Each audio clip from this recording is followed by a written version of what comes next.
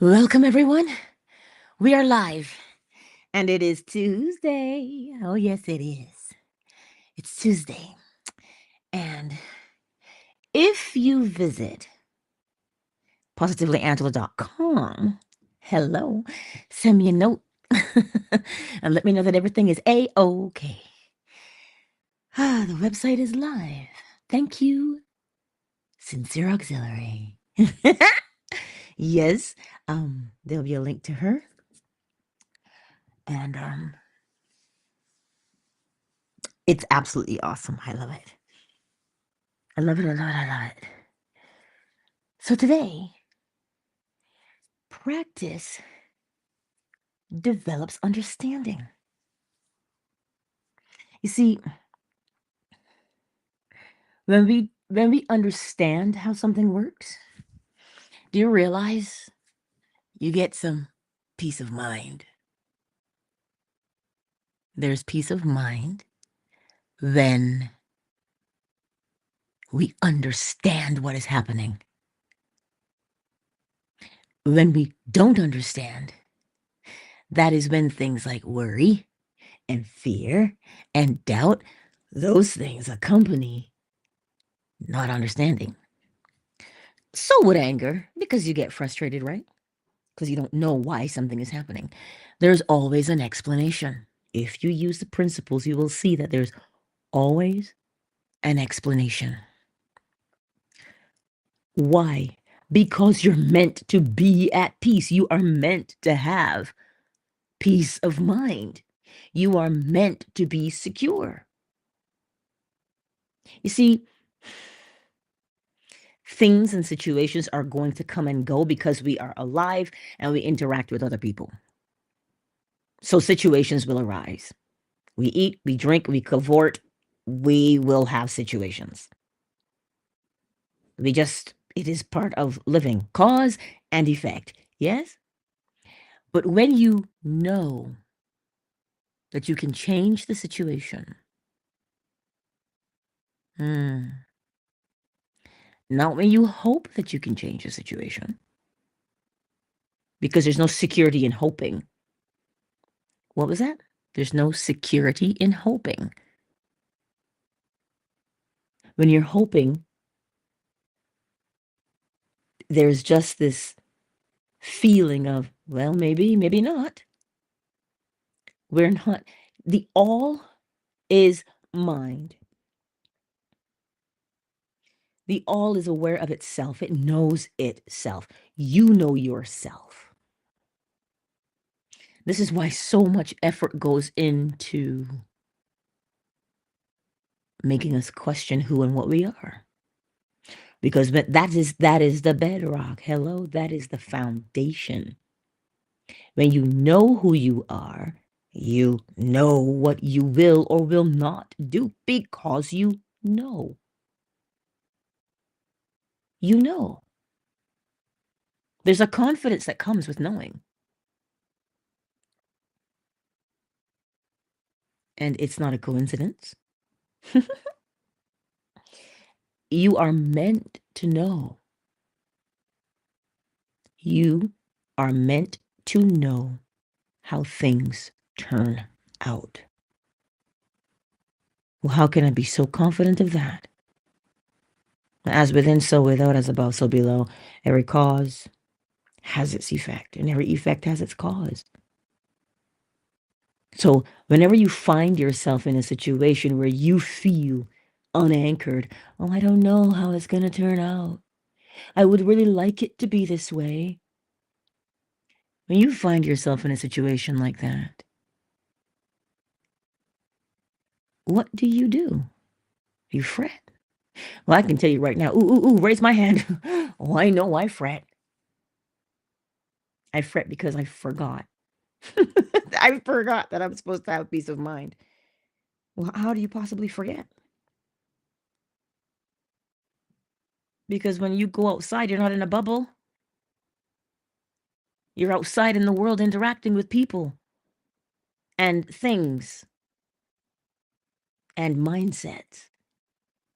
And sometimes when we encounter things and we forget ourselves, and that's when we act out of character.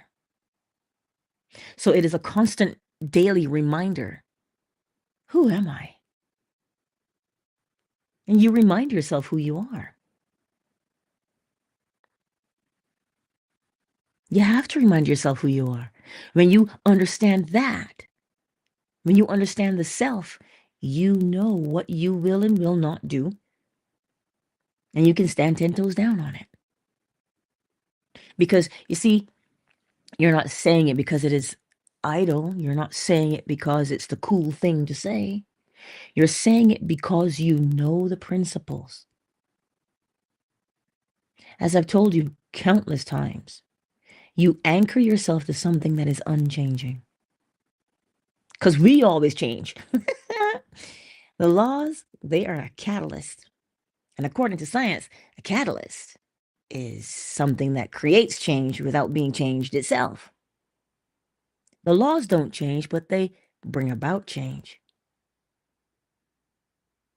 So you anchor yourself to the law. And how do you anchor yourself to the law? Well, you look at your situation. You just look at it. You don't judge the situation. Yeah, but they said or they did. I understand.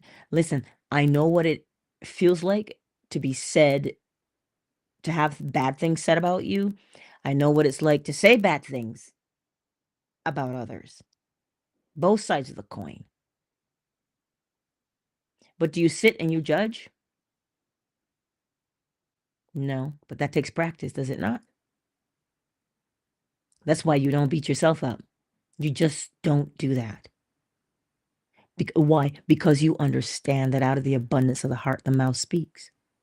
Whatever is within has to come on the outside. So that is where the focus should be, on what is within. What's within you?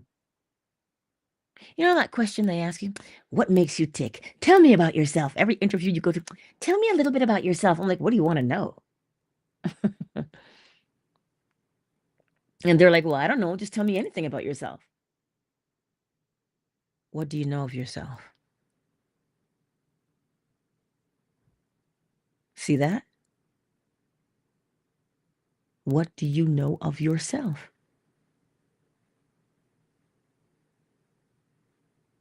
That question right there. People say, I don't know. And that's what Bible refers to as building your house on the sand. The waves come and just wash it away. So a situation arises and then, oh, there you go. Why? Because the foundation. What is the foundation of you? You have to know that the principles always have you. The principles aren't like me. They don't take a holiday. They don't take a holiday. They're always on. So you can trust that.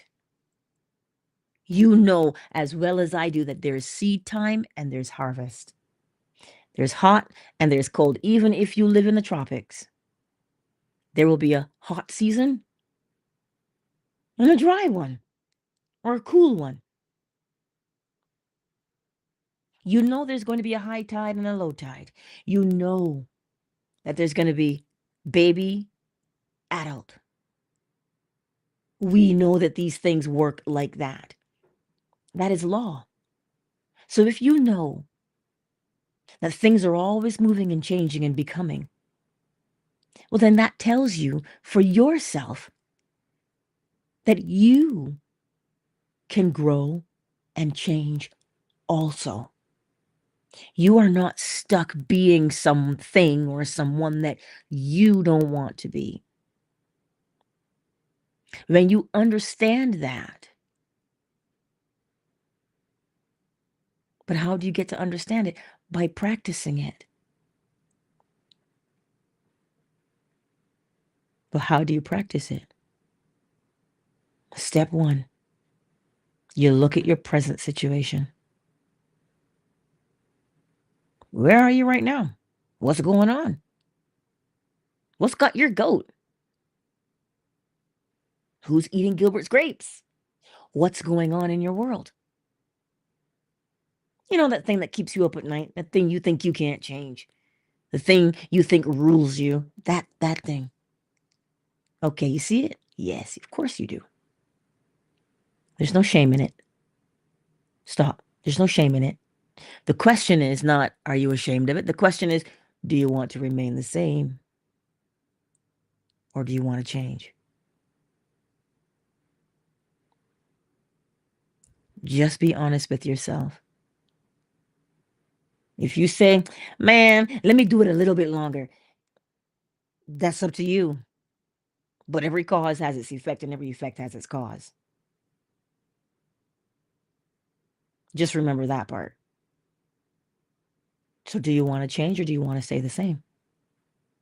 You want to change? Great answer. Well, I don't want to change. That's still a great answer. Because at least you know and you're honest with yourself. Right? So step one, always acknowledge where and what you are and what you're doing and how you feel. Acknowledge it. We do not pretend that it is not happening. We do not fake that it is not happening. You can't trick yourself. Hello? How are you going to trick yourself? I mean, you already know the trick that you want to pull. You want to pull a fast one. You already know it. So once you acknowledge the quote unquote problem, you ask yourself a simple question. What would I be doing if I were the man or the woman I wanted to be? What would I be doing? How would I walk into a room? How would I wave hello to my neighbors? How would I say hello to the cashier? What would my behavior be? That's the question. And when you answer that question, well, I'd be doing this. Pay attention when you answer that question because you'll see how you feel, yes? And you will start to behave like it because it's how you answered the question. You said, oh my goodness, I would be doing this. And you start to feel something swell inside your bosom. And you say, yes, I would feel this way. I would speak this way. I would walk this way. You start to feel a sense of security. You start to feel a sense of self, a sense of confidence. Now, what do you do with that? Well, step 3 tells you, you rehearse it. Well, where are you rehearsing it? In your bosom, in your mind's eye. Because nobody else can see it yet. You can. So you're rehearsing it in there. But then you understand something through practicing that rehearsal. You understand that the more you practice something, you will perform it in that exact way. And what would cause you to perform it? Living it out causes you to perform it. So manifestation is not this magical, mystical thing. It is what happens naturally as a result of, as the effect of. So wanting to change doesn't mean that you've got to have a ritual.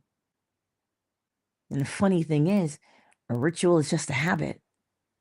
But think about what a ritual is. Something you do the same way every time to bring about the same effect. That's a habit. Same thing, same way, same result. Habit. But you see the difference with how the world views a ritual is they think that the ritual makes the thing happen. The ritual does not make anything happen. Understand that. It is the doing, the practice, the rehearsal that makes something happen. Why? Because it's the cause. It is the cause. And if you select that cause, you will bring about that effect because they are a pair. They travel together. So when you practice, you begin to understand, comprehend. You comprehend that it is You who made the choice.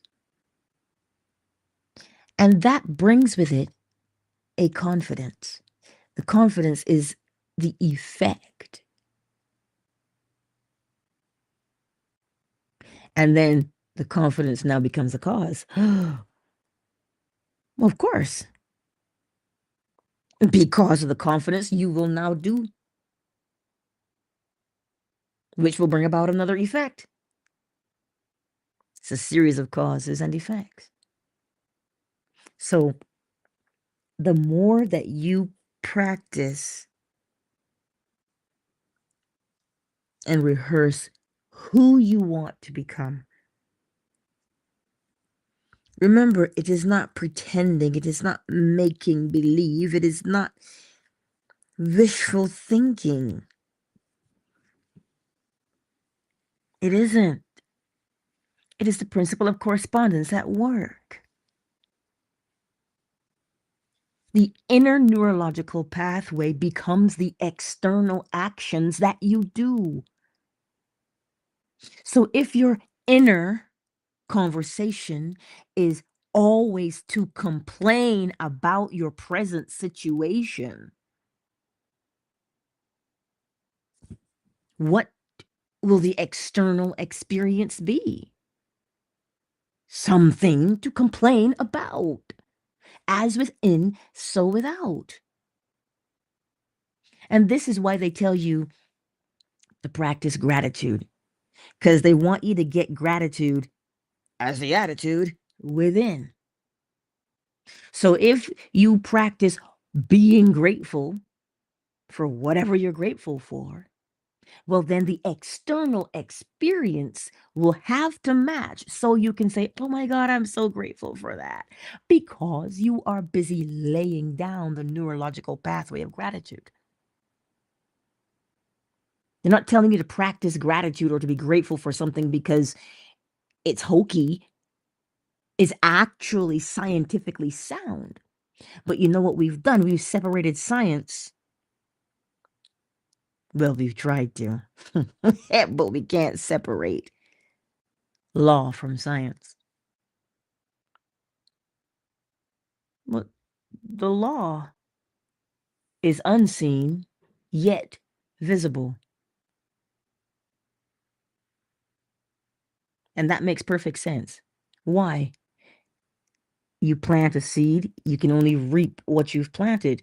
So the principle of correspondence is invisible, yet it is visible. You don't see it when you think about it. You see the evidence of it when you practice it. You plant in your garden, and this is why people think that the laws aren't real. But they're like, it's obvious if I planted it, it's going to grow and I have to reap it. So the question now becomes, if it's obvious, well, what makes it do it?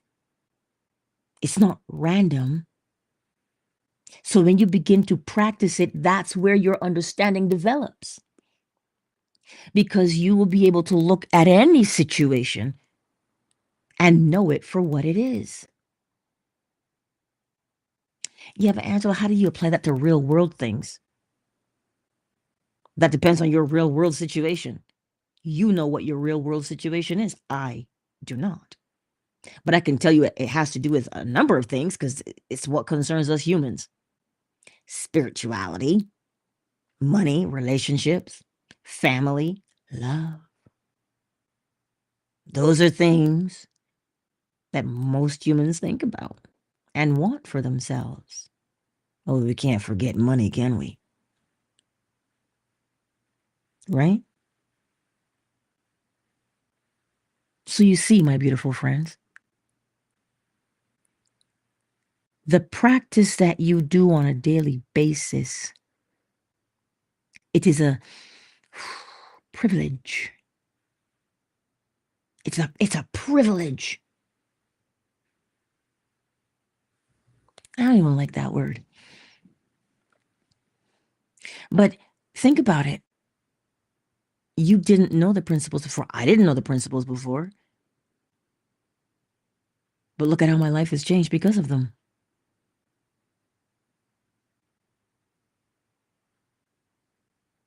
This is the point. You practice them.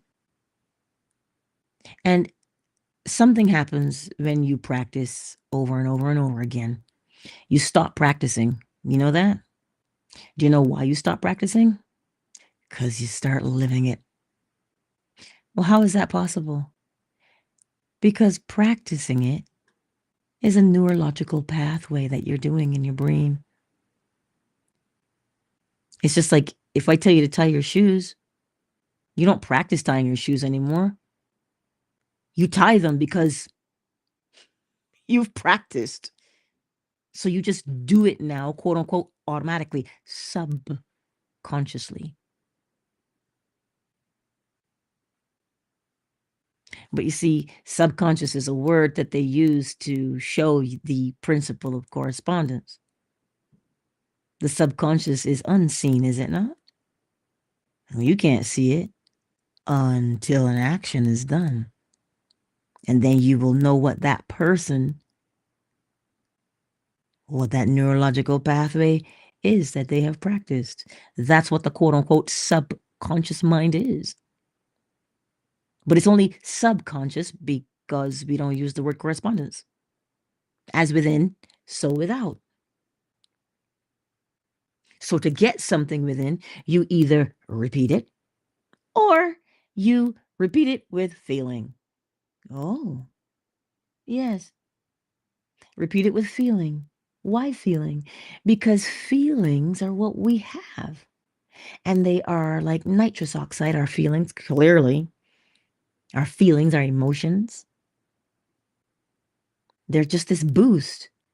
And if you look around you in your own life, you will realize that the things that you have felt are the things that you remember most clearly. The things that you have felt have left a what? An impression. A what? A neurological pathway. Well, it's an impression on your brain. And now, every time, there it is. You do it, you live it out. So that's why if you got lots of praise as a child, you're confident. But if you got insulted a lot, ooh, yikes. That's a different way of acting now, is it not? All because of how it made you feel. And those are not my words. I remember Maya Angelou saying them. People don't remember what you say. They remember how you made them feel, because it is the feeling that sets down a neurological pathway instantly. You know, when they say love at first sight, same thing. You looked at them and you felt, and they left such an impression on you. You pull a Kylie Minogue, can't get you out of my head, right? Yeah, that's as within, so without. So when you practice that, you develop a very keen sense of understanding as to who you are, what you do, and what moves you.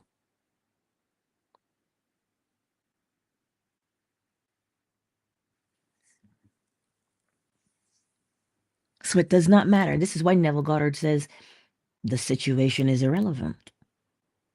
It does not matter what the situation is. What matters is, what do you want the outcome to be? How do you want to act in that outcome? How do you want to behave in the outcome? Because you have no control over anything but the choice. Once you make the choice, you can always change it. You can always change your mind. Once you make the choice, that is where it unfolds. The choice is the seed. And so once you plant that seed, It is the only thing that will grow and bear that specific thing. So the situation is irrelevant. What are you going to do? You will get into your mind's eye and you will feel, you will experience in imagination what you would be doing in reality if you were the man or the woman you wanted to be. Don't think that that's ever going to change unless the law tells otherwise.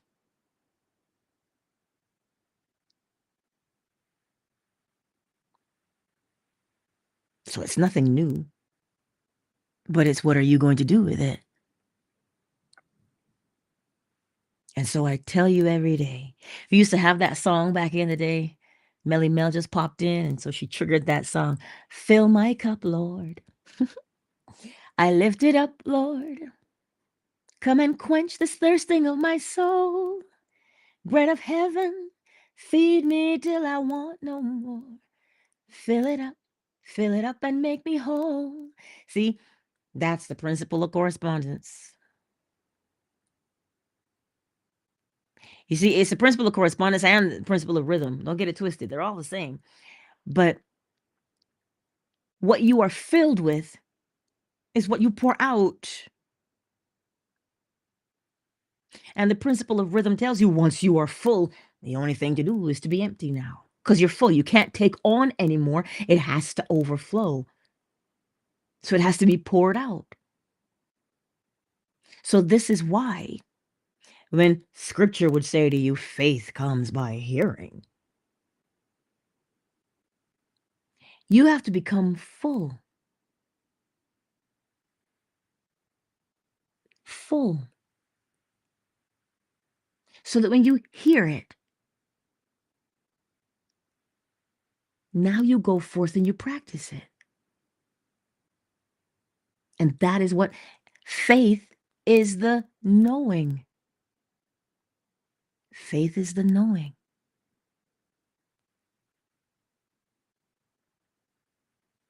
And when you know that, because faith is not blind. Oh, Jesus. Give me strength, Lord. Faith is not blind. If faith were blind, every cause would not have its effects, and every effect would not have its cause.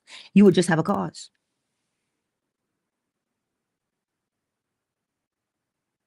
It's not blind because it always sees where it is going. Every cause has its effect. Every effect has its cause. As within, so without. Everything moves. It is telling you that there is security there in the law. And so when somebody says, well, I'm looking for peace of mind, you pulling a buckwheat, I'm looking for love in all the wrong places. You got to look for that on the inside where the law is. You cannot find security. Listen, you can walk down the mall yelling, security. You'll get that security. He'll come running. But the kind of security we want, only the law can give. Because that security comes from the knowing that such as I plant, I don't have a choice but to reap that thing. That is the security right there. The space in between planting and reaping is the security. It's not a surprise that if you plant beetroot, you'll get beetroot. That's not a surprise. That is a knowing. So you have to have the confidence in the knowing that what you plant, you will reap. And you already have that confidence, because if you did not, we wouldn't have homesteaders, because you'd never know what you're going to get. I know who said it first. Life is like a box of chocolates. You never know what you're going to get. Well, sir, the chocolate has a legend on the inside. When you open it or you flip the box over, it tells you what's on the inside. As within, so without. So it's not a surprise. The law leaves nothing to chance. There's no chance. So that's where you take the comfort in knowing that, well, planted, I reap it. So then, if it works for vegetables and fruit and flowers, it also works psychologically. The principle of correspondence tells us it works. It says, as above, so below. So if it works with seeds here below, it works with mental seeds above, in the brain, in the mind, what you're going to plant. Remember, brain is organ, mind is your awareness that you have a brain. It is your awareness that you've got 2 arms.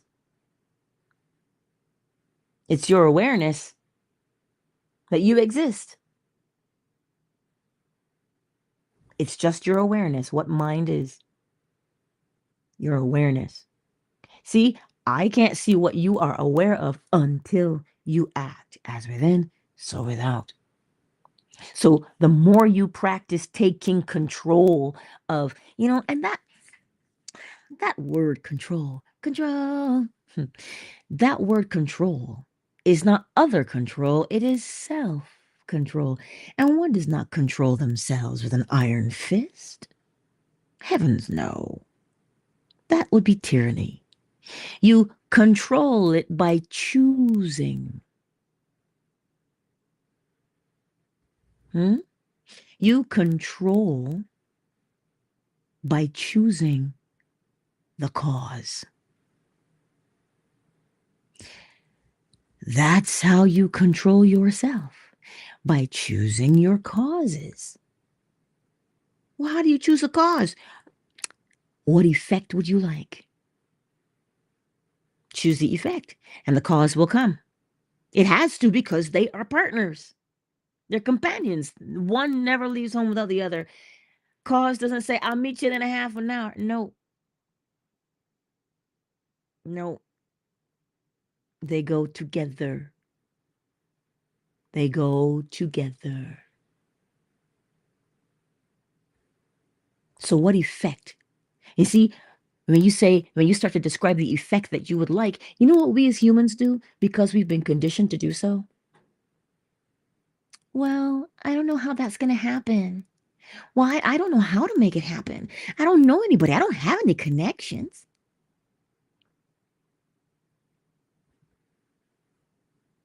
As if you could do anything other than choose the effect.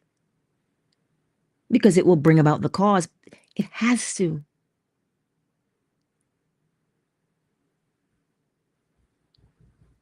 But we worry, but what if I can't? Now you're planting something different altogether.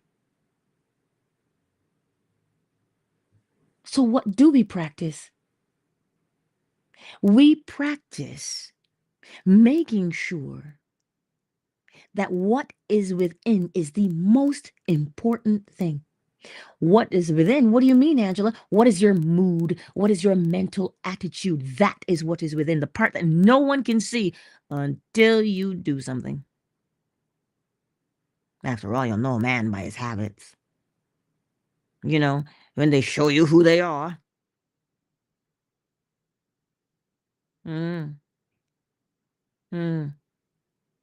So if you take the time to develop within your mental mood, your mental attitude. Remember, Patti LaBelle your way through the day, y'all.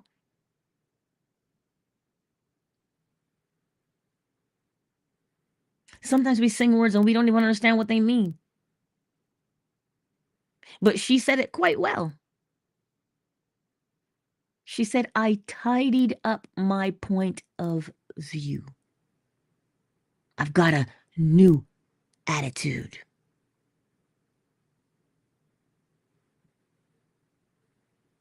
A new attitude brings about new experiences.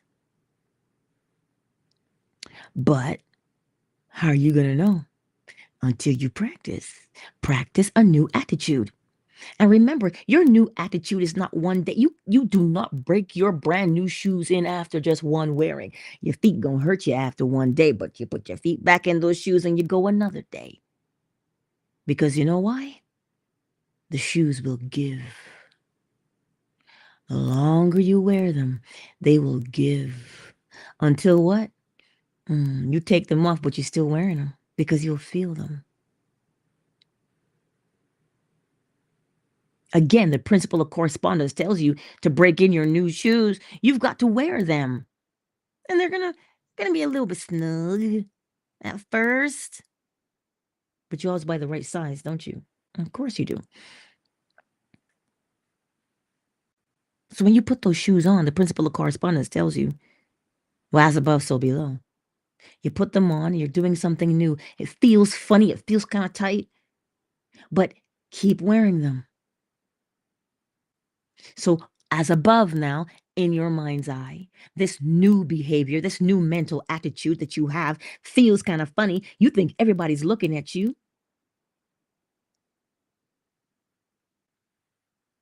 But you keep doing it.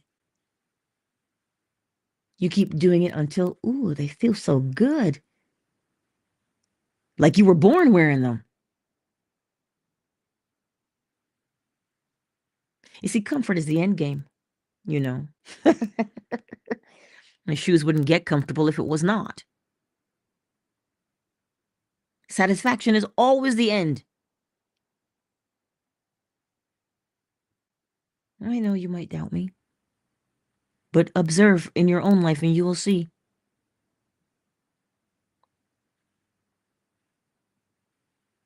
Observe in your own life and you will see that satisfaction is always at the end. The outcome, the effect is always satisfaction. We not Mick Jagger.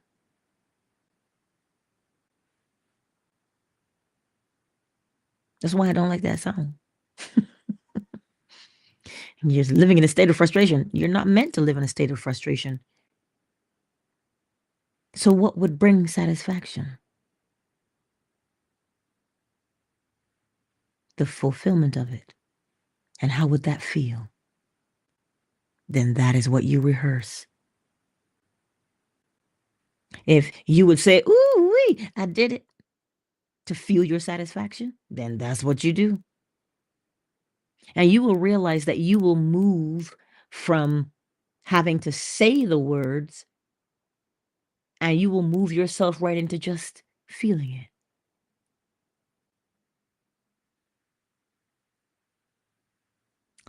And you know, that takes us all the way back to a simple experiment that Pavlov did. Or the ringing of the bell to get the dog to salivate.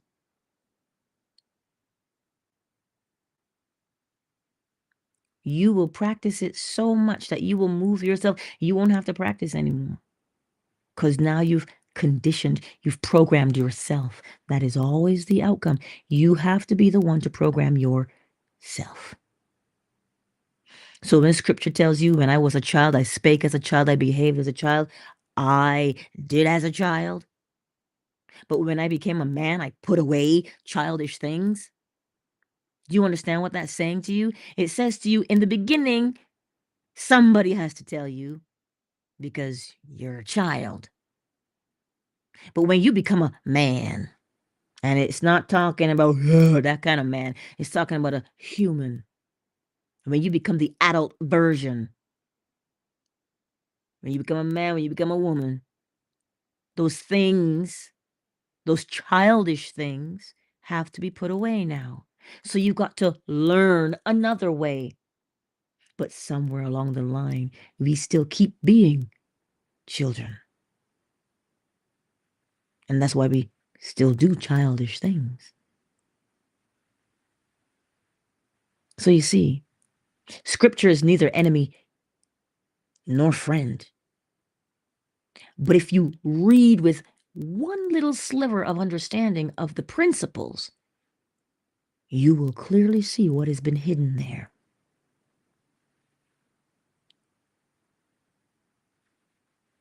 Anywho, Anywho, who's with us? Let me put my glasses on. Who is kicking it with us today? Hey, girl. I see my Melly Mel in the house. I wonder, where's Miss Liza? Liza, darling. The better man. Ray Ray. Well, ray of sunshine, because there's two rays. Ray of sunshine and Ray Ray, but on two different platforms. I see you all in these YouTube streets. Thank you for being here and hanging out, because Lord knows it's early. Ask Yolanda how she knows it's early. He's saying it's early too. We got Yoda Green here in Twitter. Miss Tiffany and Javion, they were here in Twitter too. But you know, Javion's my young scholar. And so he's off to practice. My wee sportsman, he's off to practice. Right? And we got Ray Ray, Big Mike, Miss McQueen. Yeah, a little bit saying hello to you too. And Summer Rose. We got you all here on Fanbase today. You know, I appreciate each and every one of you. Clearly for showing up at the crack of dawn. Who else is awake at this time? Yeah, he is. Oh, he sure is. Oracle Treehouse. Hey, girl. It's good to see you, my darling. So, let's do a very quick recap, because you know, I got to get ready. Yes, I do. Then we practice. What are we practicing? We are practicing the generation of a mental attitude, mental mood, you know? We're generating it. We're generating it. Masculine, to generate, and then we embody it. Feminine, yes?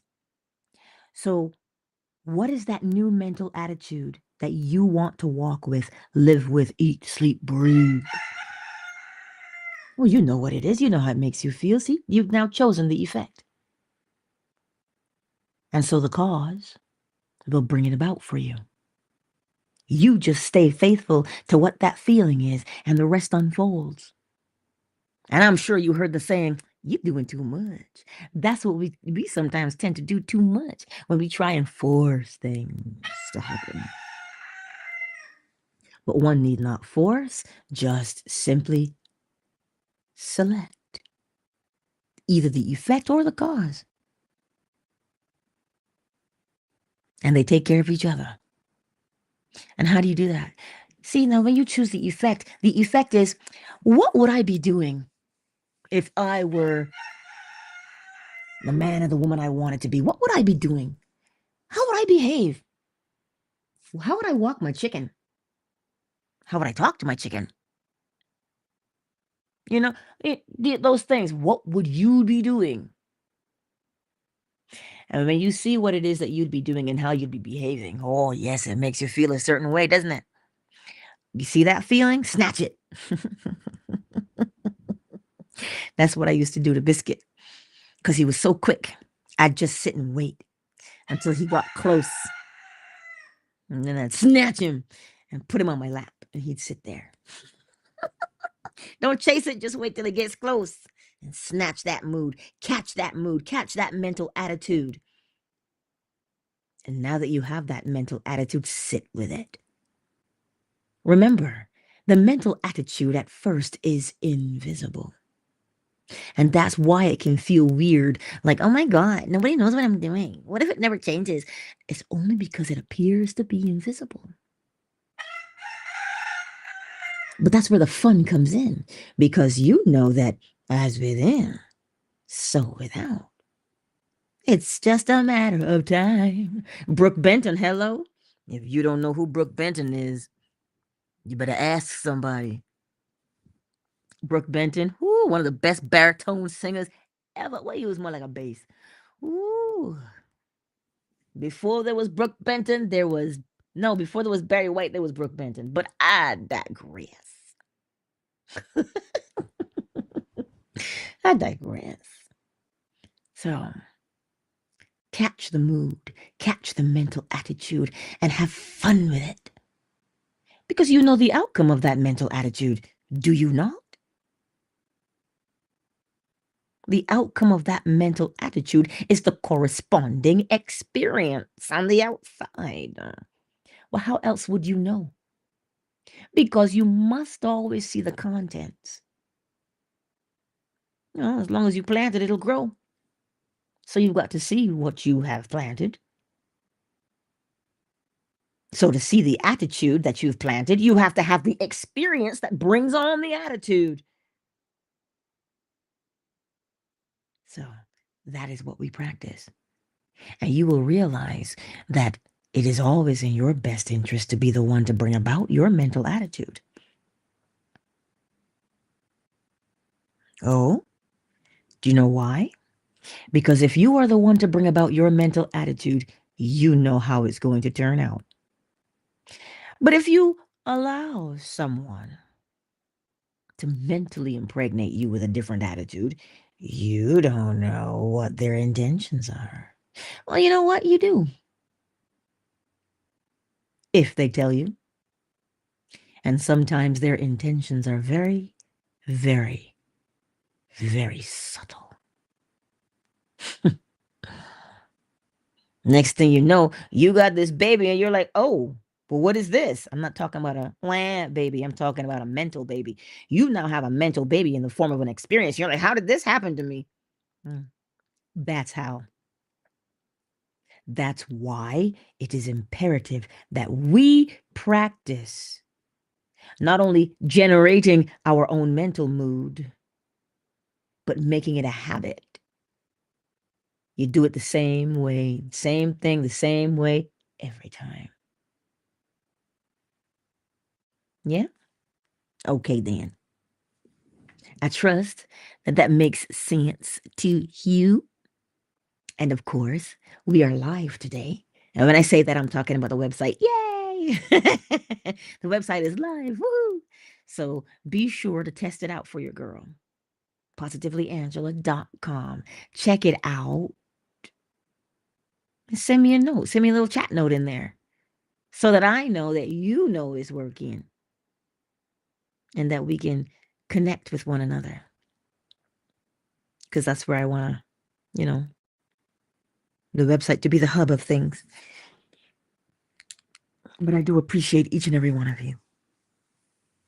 And so does Lil Bit. And so does Lady. Lady's broody again. Lord have mercy. Whew.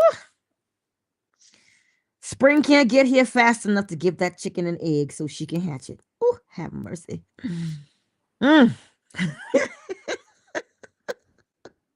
It's almost like every 9 days. Because I get 9 eggs and then she's like, okay, I need a break. I'm going on a holiday. And I see it so much so because she's the only hen, right? So I see it all the time. So I counted. I'm like, wait, I have exactly 9 eggs. And then she broods or she sits and she takes a break and she goes, I'm going to take a break. That's what she does. And it's very interesting to watch them. And I just have to tell him, call her to come eat, please. And he'll make his noises. He'll make his noises and she'll come out of that corner. Or he'll hop over the corner and start to peck at her. Come on, get out of the corner. It is a very interesting dynamic to just sit there and watch them frolic. But anywho, don't let me hold you up talking about my chickadees. Anyhow, countdown initiated. 5, 4, 3, 2, 1. Much love to each and every one of you, and I look forward to seeing you again on the morrow, right here on YouTube, Facebook, Twitter fan base, 7 a.m. Eastern Standard Time. I know that's early. I know. And I appreciate you, each and every one of you. Mwah! Much love.